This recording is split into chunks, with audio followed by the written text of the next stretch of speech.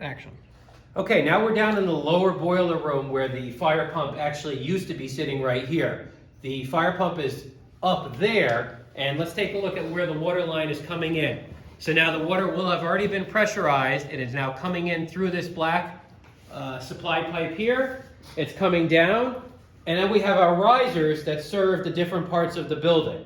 Okay, so it looks like we have 3 risers here.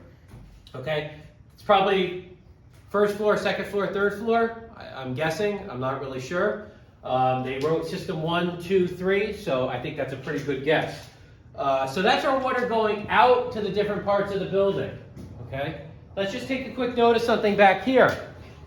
What do we think this is? This is our fire department connection, and it actually is labeled FDC. That's if we have to boost the pressure in the sprinkler system, it's going to come right in. It bypasses everything else. It's coming right in to the risers here. Okay. So now let's say we have a situation where you're sent down here because we had a small fire or a broken pipe and we need to shut down one of these risers. First off, I have to say they're all shut down anyways because the sprinkler system is offline. We can see all these notices of impairment again, just like we saw in the other room. All the valves are in the closed position. Really, it's quite simple.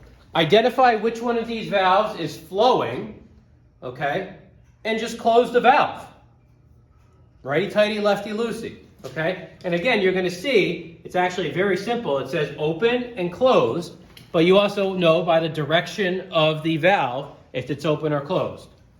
Again, you can see these are monitored by the alarm system. So if there's a flow in system 3, this flow switch is going to trigger and say, you know, water flow, however they programmed it, maybe 3rd floor.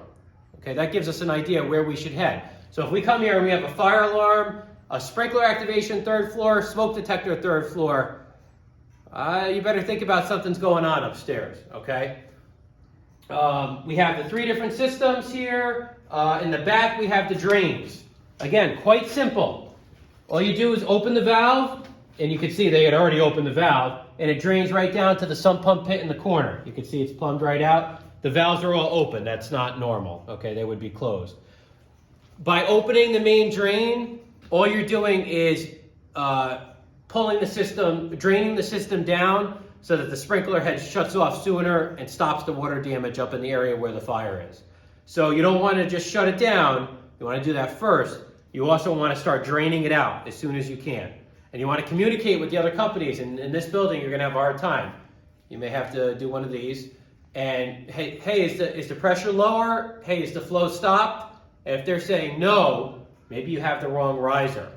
One more thing to just note here, these are all wet sprinkler valves. See, they're small. The system's wet all the time. They lost their heat here, which is why the system's offline, because the pipes would freeze because they're wet.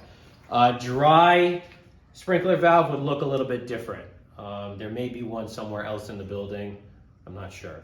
But that's it. So we have 3 sprinkler risers here. We have our valves here to open and close them as needed. We have our main drains in the back.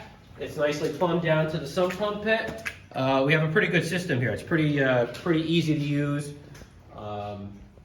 pretty manageable. They can be a lot bigger than this.